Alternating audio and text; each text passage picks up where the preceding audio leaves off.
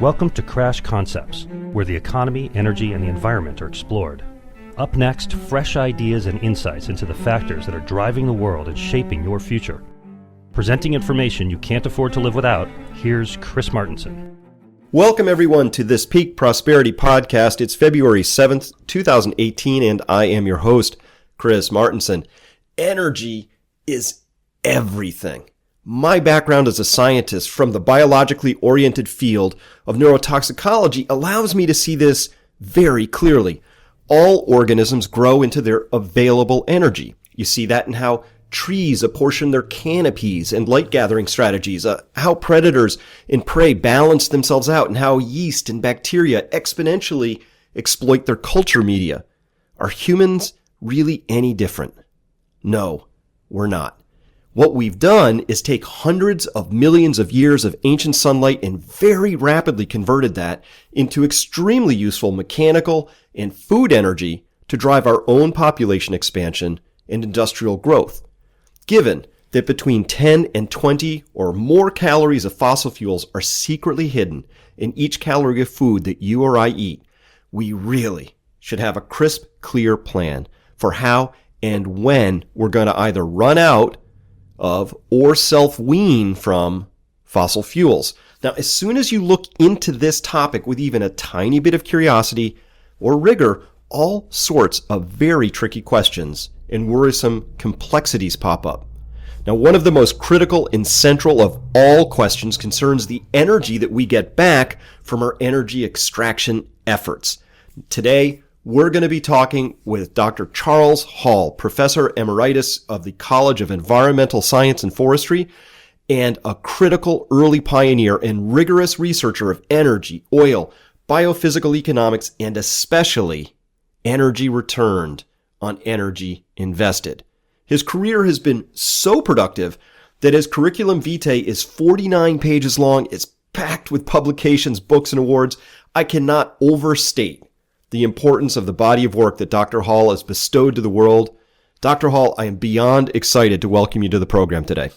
Well, that's pretty flattering, Chris. Thank you. I'm just a regular guy who likes to trout fish like you, but I was trained well. I would like to say that. I was trained well in my undergraduate days at Colgate, and especially by my doctoral advisor, Howard Odom. So,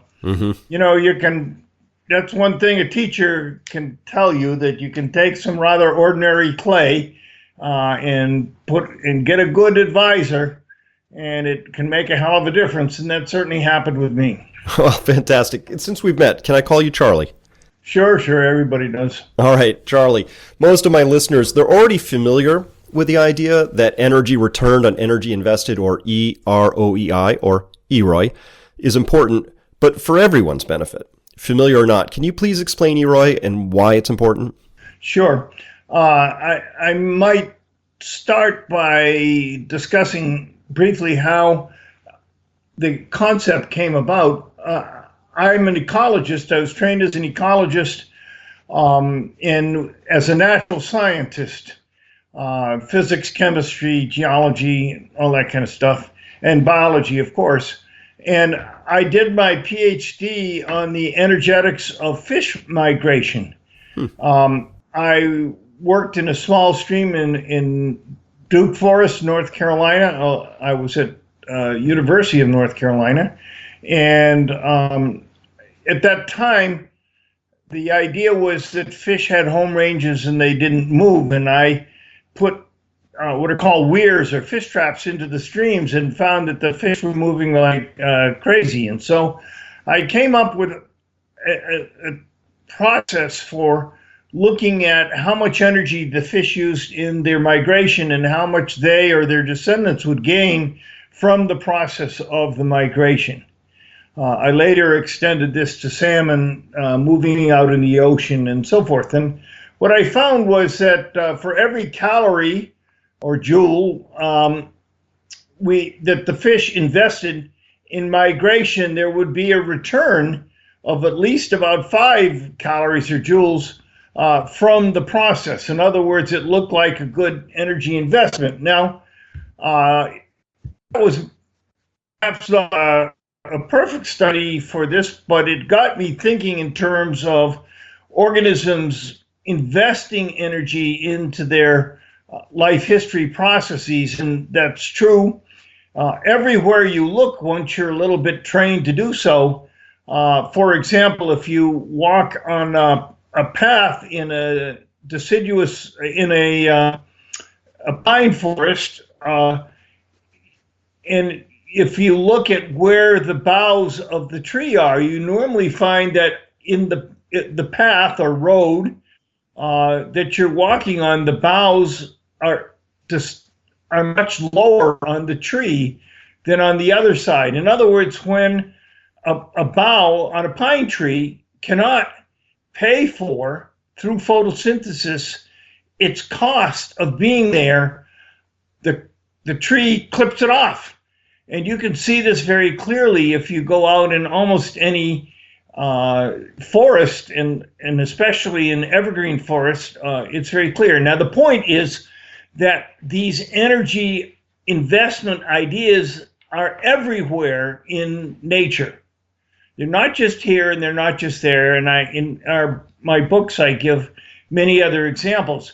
Now, I was fundamentally an ecologist, interested only in nature, but I had a really good undergraduate named Cutler Cleveland when I was a young professor, and we applied these ideas to looking for oil and gas.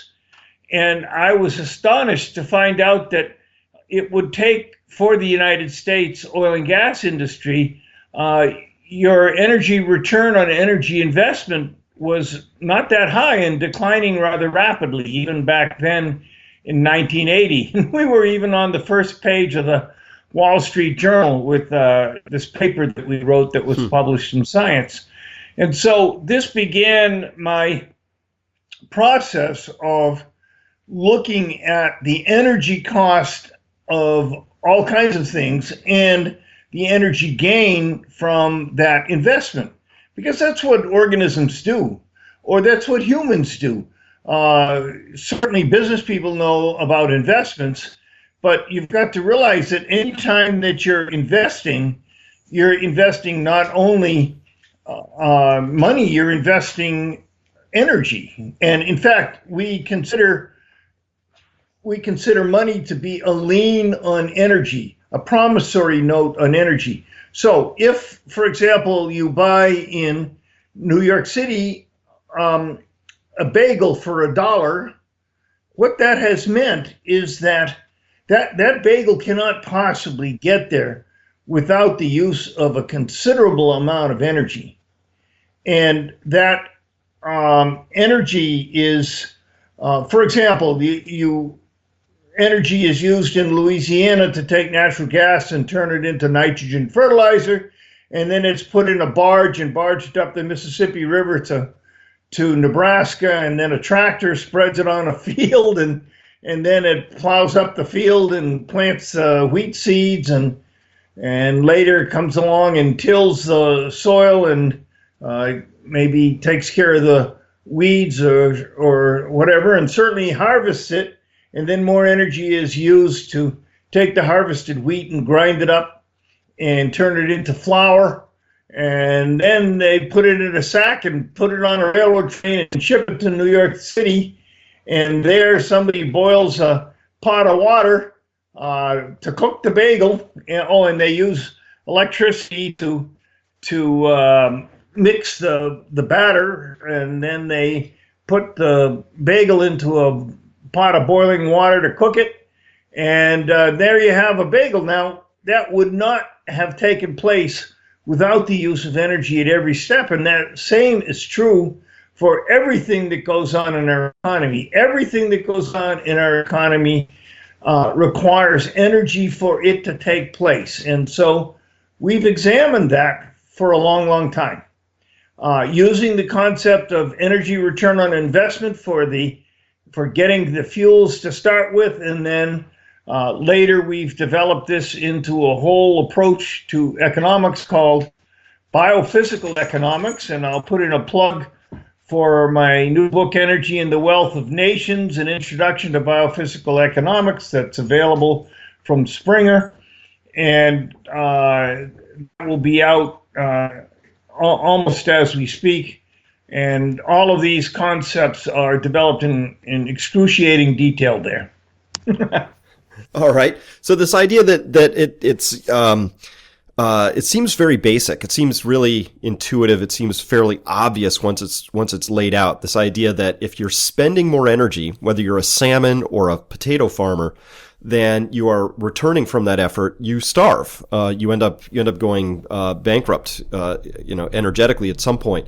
So this idea of energy return and energy invested seems exceedingly important, and it seems completely obvious. And yet, having read your bio and looked at your work and all of that, you've not found it an easy path, say, to get research funding to garner interest around this. Is that a fair way to characterize that? Absolutely. Well, first of all, economics, as is practiced in the United States, is a social science. And we have, when I first looked into economics, I was astonished that it's not only doesn't use, it's not consistent with, for example, the law of conservation of energy, and the second law of thermodynamics, and the laws of conservation of mass. All of those things do not enter into the basic economic models. And in fact, the basic economic models, as far as I'm concerned, just make no sense if you have a background in the natural sciences. So to start off with, I would say one thing that we need to do is to turn economics into a real science. Mm-hmm. Yeah, I read a very important book that formed helped shape my opinions around economics. It was called The Origin of Wealth by Charles Beinhocker. And Eric Beinhocker. And what Beinhocker pointed out there was that they had this Santa Fe Institute was convened first in 1995. They bring in all the best people from all the major disciplines. And when the physicists and chemists and other hard science people sat down across from the economists, they had to stop themselves from snickering, because they said, oh my goodness, you're still using closed form equations. Those went out the window with the discovery of the second law of thermodynamics. You're using 1795 original calculus that some guy named Walras, a Polish economics early researcher, used. And so what this means for those listening is when you try and develop a closed form system, you're saying, we think we can solve what's happening in our system as if nothing from the outside was going to intrude on it. It has a stable point of equilibrium. If we can just get that right, we work out some math and it's all going to work. But of course, economics is an open system like the Earth is. If the Earth is an open system, it depends on the sun's energy streaming in. If that sun's energy stops, we suddenly discover the Earth is very much dependent on that, and its complexity and order and interestingness depended on this energy flow coming to and through it. Economics, as its orthodoxy and dogma is currently practiced and preached in places like Chicago and elsewhere, really seems to it's easily disproved that it's a useful model for the world, and yet it's very dominant. And of course, people don't really want to look into it too hard. Charlie, why is that? Is it simply because once you take the biophysical approach, you understand there are things called limits, and you can't run an exponential infinite money system with that concept? Well, I've been struggling with that question for 40 years, and what can you say that you think a whole discipline is based on sand? Many people have said that, and in our book and elsewhere, we quote many of the people, starting with the Nobel Prize winner in economics, Vasily Leontief, and he said, "How can people in other disciplines continue to allow this splendid isolation of economics?" I don't know why it's the case. Many recent Nobel Prize winners in economics have come up with basic theories that undermine this or that part of economics, but from my perspective, the whole thing is a house of cards. Now, I think who was it? Who was the great journalist? Not Munchkin, but Murrow? huh? Edward Murrow? No, back in the 1930s. I'll probably think of it as soon as we hang up. But anyway, he said, never expect people to understand something whose job it is to not understand it. Oh, Sinclair. Upton Sinclair, the journal. Oh, is that what he's... Yeah, I guess probably it was him. Yeah. Yeah. And so we've built a whole system that requires people not to understand reality and to understand... I mean, the models that are built using these closed forms mathematics, as you say, is ludicrous. And you get tenure in economics, I understand, not from coming up with good concept, but from doing elegant math. And to do math that's appropriate for the complexity of modern systems, you have to do it on a computer with simulation, because you can't solve these things analytically. And but economists continue to sort of burrow along in the same direction. I don't know why they do so. It's true that some economists like Piketty criticize some of the social aspects of how we do conventional economics. This is often called neoclassical economics, and they do this. They may criticize certain social aspects of it because, in fact, these models are used to, in my opinion, and that of many, is to oppress other people. But they don't criticize the foundation, the scientific foundation that we're dealing with. Well, indeed, and with Piketty, and as good as his criticisms were, and showing wealth inequalities, all of this, the core thing is that all of economics is founded around the kind of money that we have, which is this debt-based fiat money, which is itself is an exponential machine. As long as it's growing exponentially, it's happy. And so biophysical economics, if we could just make it simple, it says infinite growth on a finite planet is a very stupid idea. We need to have a different system. We seem to be at that crossroads, do we not, Charlie, where we're running out, like it's becoming increasingly obvious that limits apply.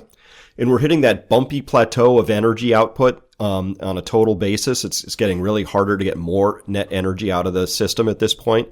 And we desperately need a new form of economics for that, for the next phase of human history. Is that a fair way to look at it? That's what I think, and that's why we wrote this book. And I think anybody who thinks they know economics, may I invite you to take a look at our book, Energy and the Wealth of Nations, and comes with a guarantee. If you buy it and you don't think it's worth it, I'll buy it back from you for whatever you paid for it. So how many books have you got in economics that come with a guarantee? That would be one now. Right. All right. Well, listen, Charlie, I just keep pounding my internet fist on this virtual table. I write articles about oil, declining discoveries, falling investment, terrible cash flows, capital returns in the oil industry, even at 60 a barrel oil prices, and all the rest. But I'm swamped by a flood of news articles that all point in the opposite direction towards a future with so much oil that we'll collectively be deciding to stop using it. That's the peak. There'll be peak demand, not peak oil. Please give us your views on this subject. Well, let me give you two sides of the coin here. Mm-hmm. People have been talking about peak oil for a long time. I mean, they were even talking about it back in 1910. But it's been a bit elusive. Mm-hmm. And the economists said that technology will come along, and we had peak oil in the United States, the most oil ever produced, even to today, approximately, was produced in 1970, and then it started to decline. But then we discovered Alaska, and the Prudhoe Field in Alaska, and that saved our ass for several decades. It was a lot of oil, and that and other things. But the production of oil kept going down, down, down. Now we have this fracking revolution, which is generating just unbelievable thousands and thousands of new wells that may last only for a very few years, get most of their oil right off the bat, and then decline very rapidly. We don't fully know where that's taking us. I'm writing a paper with the person I think knows the most about oil in the world, Jean Larrère, and our guess is that, well, two things. First of all, this fracking revolution has kept the world from being squeezed for oil. That's just the fracking revolution in the United States has made a huge difference. No question. And that's new technology, and it's just like the conventional economists said that if the price is right, new technologies will come along and take care of a declining resource. Well, that happened. But now most of these regions, especially the older ones, such as the Barnett shales, but also essentially all of them, are showing signs of aging already, even after less than 10 years of production. So what it turns out is very important is that most of the oil is coming out of what's called sweet spots, out of the best places. And this is true for all of the areas that we are producing, Eagle Ford and Bakken, and we could go on and on with all the names. And we're examining the trends. And what happens is that the sweet spots are so important that they are now doing what's called infill drilling. They're drilling between existing wells, robbing Peter to pay Paul in a certain sense, to try to get a little bit more oil out of the sweet spots. They're doing that in, for example, Montrose County in North Dakota, rather than going to Williams County or to other counties that are the next best counties, because the next best is a lot worse, apparently, than the best counties. And so what people don't understand is that we're just skimming the cream off of these, and I don't know how long we can maintain this oil production from these fracked regions. And if the data that is supplied to me by Jean Larrère is correct, in which we are writing up together as a paper, if that data is correct, and I think it is correct, we're going to be in big trouble perhaps in as soon as 5 years, or certainly a decade, where the official estimates are that we will continue to have lots and lots of oil from these fracked sites indefinitely for 25 or more years. The U.S. Energy Information Agency, for example, our official energy agency, makes such predictions, but they're just not consistent with the data when you look at it more carefully. I don't know what's going on. And they don't give the US EIA does not do what's called peer review publications, and they don't give the techniques by which they come up with their predictions. So it's pretty hard as a scientist to understand what the hell's going on. Yeah, I totally agree. There was an MIT study that came out that faulted the EIA for their methodology, and they noted that the EIA had confused something very basic. They'd confused a fall in the price of the drilling because the service companies were so squeezed by the downturn in oil prices. They confused that with technology advances and then extrapolated those as technology advances far into the future. And the history says no. Every time the price of oil goes up and there's a scramble for these service companies, their prices end up going back up. It's not the same as a technology gain. That in fact, Art Berman says when you parse this out and you separate the two factors, 85% of the so-called technology gains were due to price cuts by service companies, and 15% is, we're doing better. We're doing, 80 stage fracs. We're putting 30 million, 50 million pounds of sand down there, 4 million gallons of water. We're drilling 10,000 foot laterals. Like, those are the things we're doing, but those all collectively are not so much technology as just doing more of the same. And what Art shows is that, you get more oil out of the ground a little bit quicker, but the decline curves are also a little bit steeper. So the data seems to suggest that we're just getting it out of the ground faster and we're not getting more out of the ground. So lots of complexity here. My concern, Charlie, is that my country seems to have based an entire future strategy on the idea that it's nothing's going to change in this story. We'll always get more oil out of the ground because we're plucky, courageous entrepreneurs. Well, I think that concept is simply not true. And we can show in many different ways how that's not been true in the past. And in the oil industry, it goes back to what's called, you ever hear the ZAP hypothesis? No, what's that?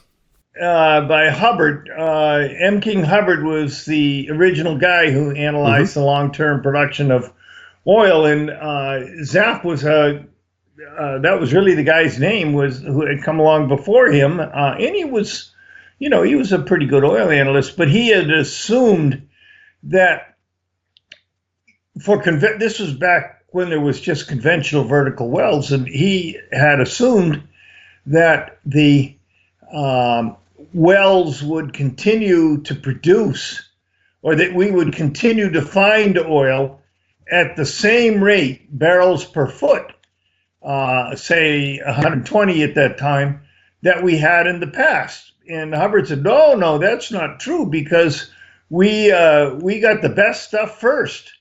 And if you look at how many barrels we find per foot, it's been declining over time, and I would guess it will continue to decline, which in fact it did.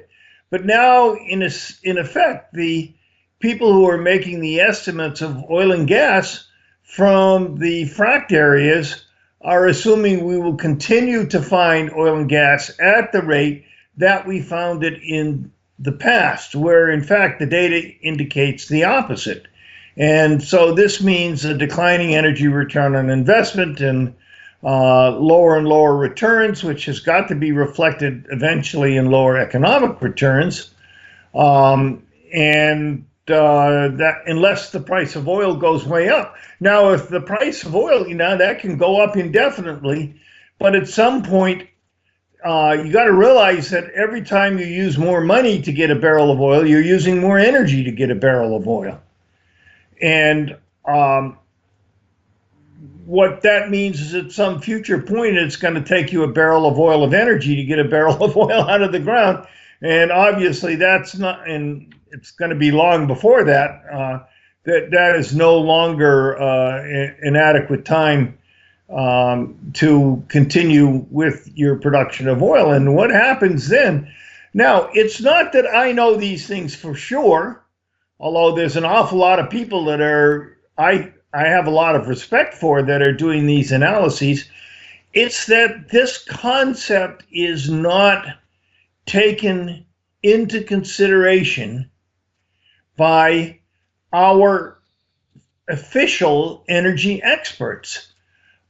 And what's really hurting me is that the maintenance of the data that we rely on to understand what's going on in the oil industry is becoming poorer and poorer. as we have less committed people or fewer committed people who really know what they're doing, maintaining the data sets in, for example, the U.S. Bureau of Census.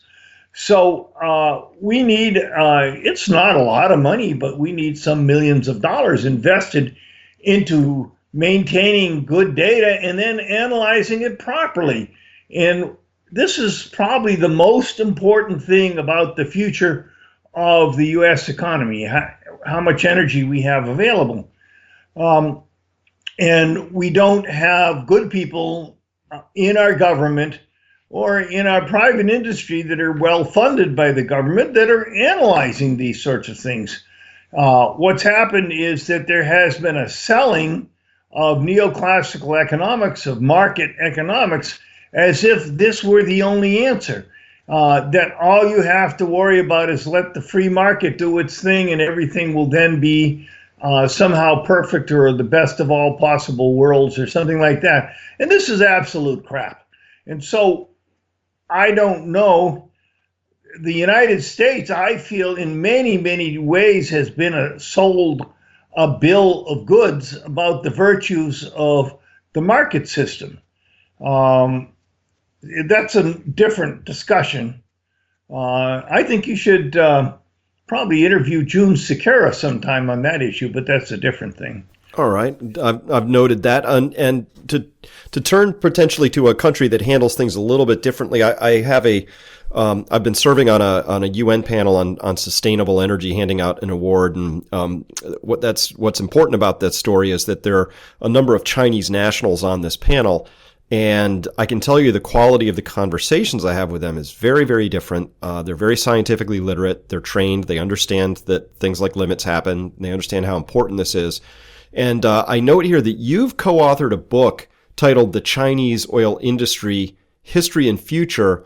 And in 2017, two of your co-authors on that book released a peer-reviewed report from the China University of Petroleum in Beijing that projected a permanent peak in oil output for China beginning this year, 2018. The report made a huge impact on me, Charlie, immediately, as the implications are enormous. What can you tell us about this report and the state of energy awareness in China? Well, first of all, one of their students, Yan Hu, came and studied with me for a year, and she was really, really good, and we wrote a lot of that material in much of that book. And then her advisor, Liang Yang, I don't know quite how to pronounce it, Feng, F-E-N-G, he's a really, really competent guy and has come to we have meetings in biophysical economics, and he's come to a number of them, and so I know him quite well. And, well, he's extremely competent. And the thing is, as you said earlier in this interview, these things are just bloody obvious. Mm-hmm. Except apparently to somebody toilet trained in economics. I don't know what they do to give their economists this indefinite faith in technology and markets to solve all the problems. That's just crap. And so I don't know if there's anything we can do till we teach a new generation of economists how to deal with the real world, which is, of course, what our book, Energy and the Wealth of Nations, attempts to do. But anyway, you take some smart people from China, and there's lots of them there, and you expose them to data and facts and truth, and it makes a big difference. But yeah, I don't know what data and facts and truth means relative to our government at the moment. Certainly, there's a lot of discussion about that. But it's certainly science. I mean, it's so many layers you would have to peel away before you got to using science within how we make decisions in our government. It's ludicrous. And the only thing that keeps us floating along is we're a resource-rich and a relatively low population country. So we can skate along for a while anyway. And of course, we're doing it increasingly on debt, and who knows what that means. Well, absolutely. So turning back to this study then, the implications of it that I thought it was carefully worded, but reading not that much between the lines, it said, hey, we're looking to import twice the amount of oil we're currently importing by 2030. That's just 12 years away. We don't know where those supplies are going to come from. It remains to be seen how this will be resolved. But wink, wink, like this is either saying very high prices or there's going to be skirmishes over this. We recently saw Saudi Arabia visit Beijing and also Moscow. So big geopolitical realignments. All of this is going on. What did you make of this? To me, here's the substance of the question. Charlie, I was shocked that China could announce peak oil, that it's this year, and that it literally had zero traction in the U.S. media. Surprise, surprise. Zero. That's big news, isn't it? Sure. Surprise. We used to talk about ostriches hiding their heads in the sand, and or the elephant in the living room. Sure, these are real things, and they're happening, and they have huge effects. Peak oil may or may not have occurred for the entire world. It's not quite clear, but it certainly has occurred country by country. And I've done work with former student John Halleck on this, and you can we made models of the future oil production and published them back in 2004. And we come back and look at them now, and for something like 38 out of 42 countries, they've already gone through a Hubbert curve. They've already had a peak, and they're on the decline. And they follow pretty much what's called a Hubbert curve, a sort of a bell-shaped curve of increase in production and the decline. And our predictions for 38 of 42 countries were just essentially right on the money.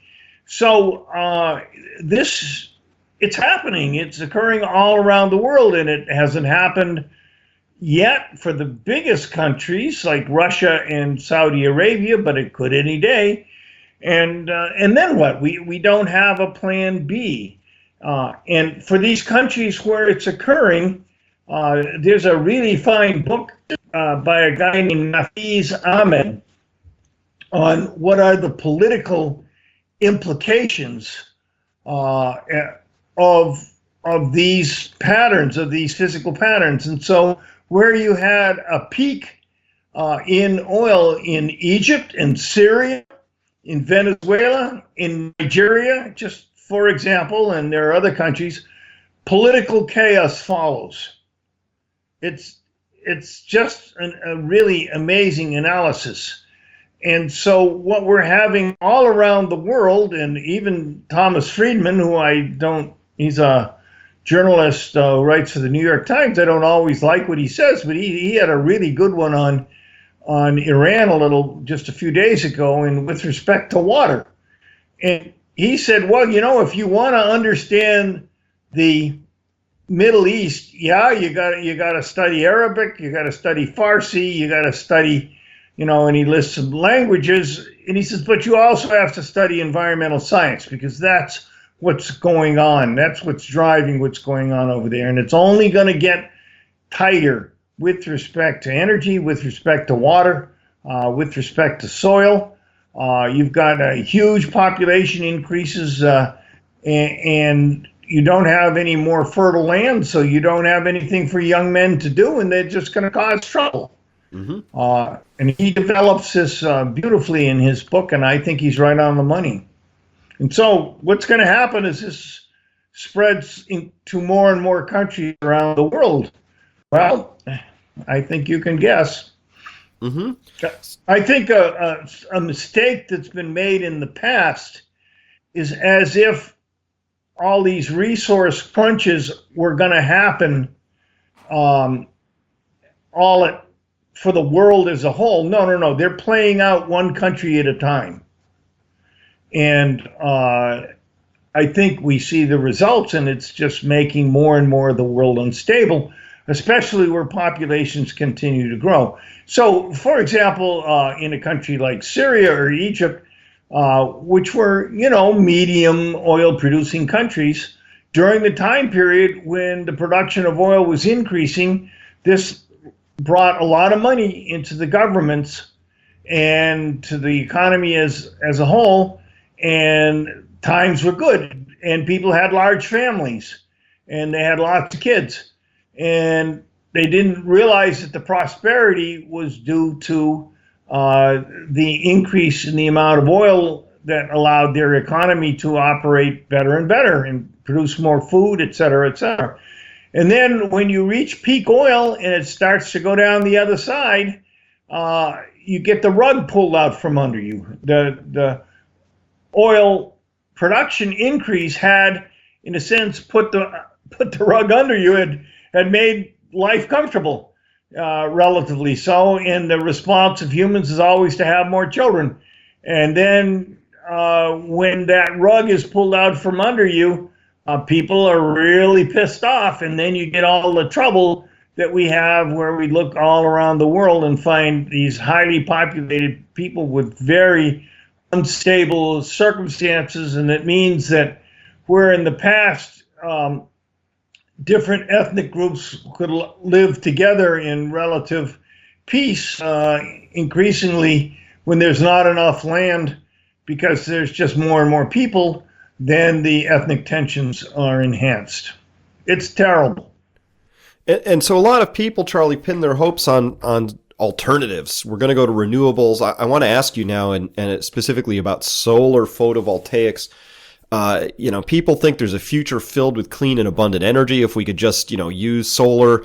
You and Pedro Prieto extensively studied Spain's massive photovoltaic system and came away with a rather dour conclusion about the true energy return of that system. What did you find there? Well, first of all, Spain is a very sunny country. Second of all, it has a quite sophisticated engineering structure. And so it's a country where solar energy should work. And Pedro had been chief engineer on a number of projects, large solar projects. One in particular, he had kept every receipt. In other words, he had to sign for everything that came into his site to make the site work. Every load of gravel, every truck full of water, every photovoltaic array that was made either in Spain or in China or whatever. So he had all this information. And what we did was follow the money. We started with the assumption that anytime you spend money, you're also spending energy, and I think that's true. It's a little bit different perhaps for a work of art like a Picasso or something, but basically anything that is produced or any GDP that takes place requires energy to have that occur. And so we followed every dollar that was used to produce a 1 gigawatt solar facility in Spain. And it was amazing. We found that, and then we assigned an energy cost to each of these things. Now, this is not precision science, but I think we got it about right. We did it by several different methods which agreed with each other. And then we looked at it was supposed to last for 25 years. And so we estimated how much energy would be produced by this facility over 25 years.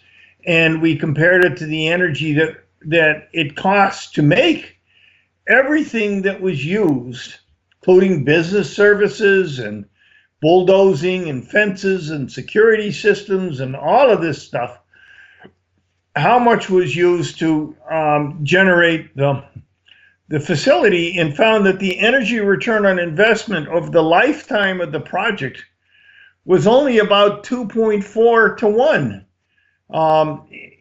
It was not very productive over the lifetime of its existence. Now, some people have argued, some people I respect have argued that we should multiply the electricity by 3 because if you're putting in fossil fuel to make everything that you use, oil and gas and coal, and you're producing electricity, then you should weight the electricity accordingly. Well, that would give you, if you accept that argument, and I'm not sure about it, but it's a possibility, then you'd get about a 7.5 to 1 energy return on investment.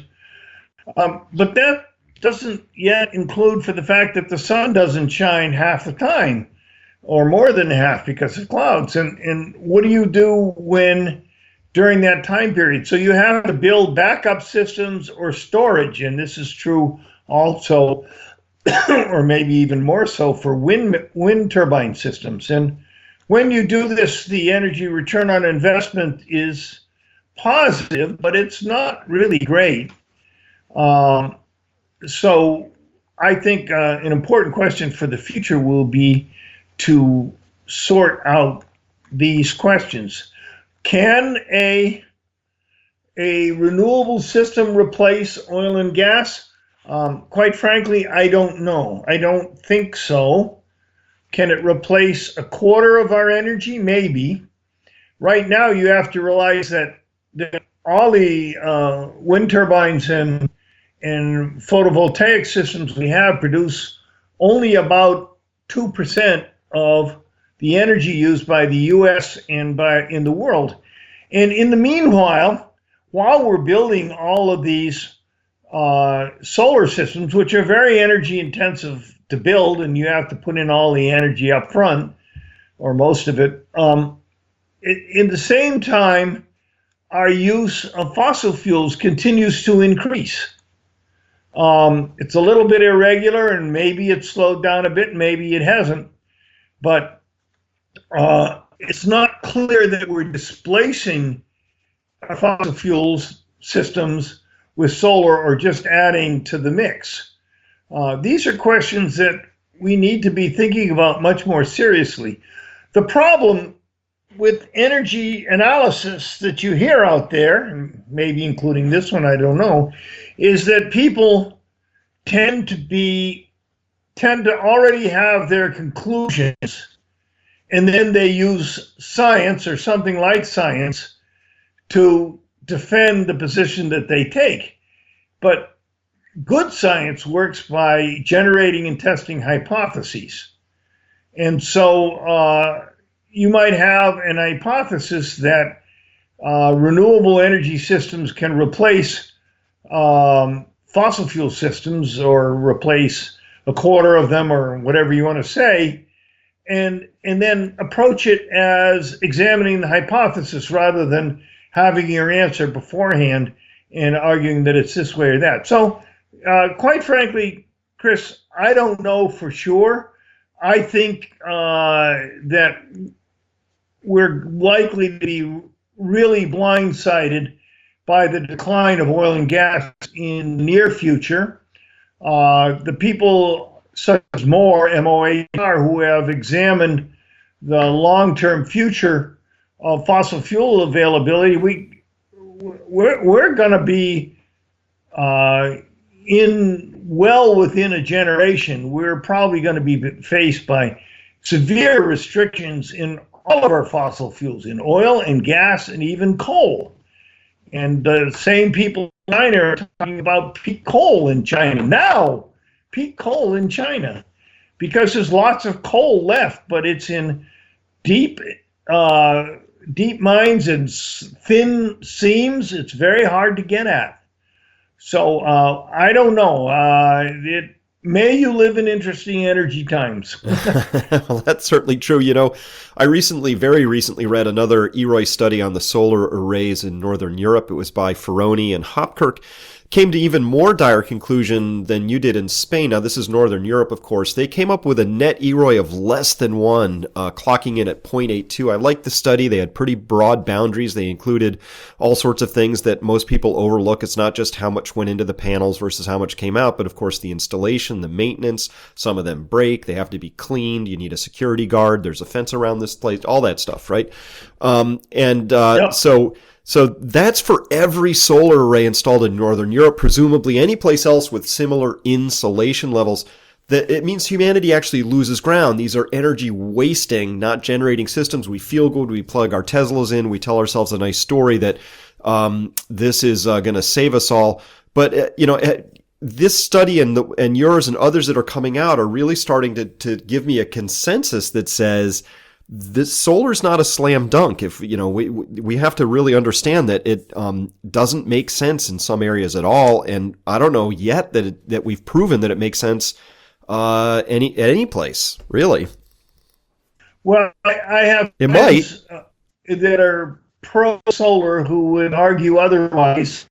And we met last summer and agreed on procedures to try to reduce our differences in our analysis. I personally come down that solar PV can make a modest contribution, but it will not be cheap, it will not be easy, and there'll be really big problems with intermittency.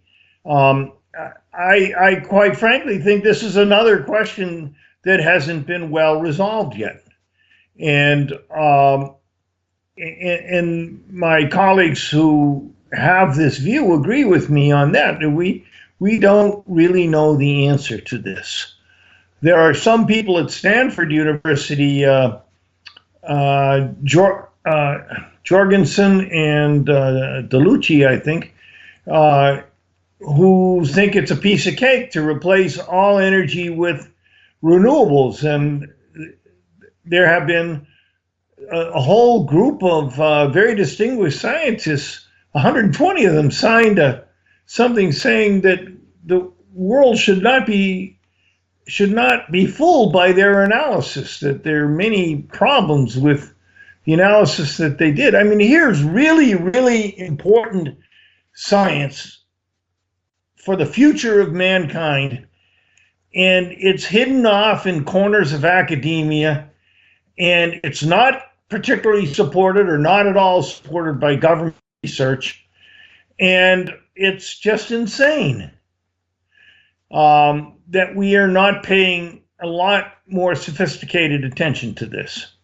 No, I completely agree, and I'm surprised that the Department of Energy seems to have no interest in this, and I'm surprised that most U.S. agencies still don't have a liquid fuels emergency plan. It's a willful blindness. It says, you know what, we don't even want to look at that, so we actually don't want to ask the questions because then we might have answers we're uncomfortable with.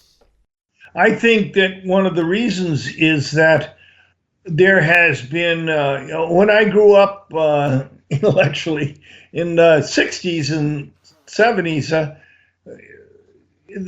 there was a lot of faith in governments, at agencies and professionals and so forth, based in part on the success, quote unquote, success of the Manhattan Project to build the first atomic bomb, that that we could do a whole lot with government funding and putting the brightest people to work on these sorts of things. And that has been lost due to the winning of the public or the governmental trust for some reasons, and that's a complicated issue, of economists who say, oh, all you've got to do is let the market decide. There's nothing else you have to do. There's no need for additional information beyond the market. And I think that's a really, really scary concept that's applied increasingly in our entire society. Well, editorially, Charlie, first you have to have a market. We don't have actual markets anymore in the sense that we have constant intervention by monetary authorities who are going to set the price of money. And of course, if you think you have a small crew of people who can set the price of money on which everything is based, you don't have a market. So it's this whole conceit that there is such a thing as a market that can decide things is kind of silly. And in particular, when you have the government saying we're going to support this source of energy and we're going to hamstring that one, you don't have a market.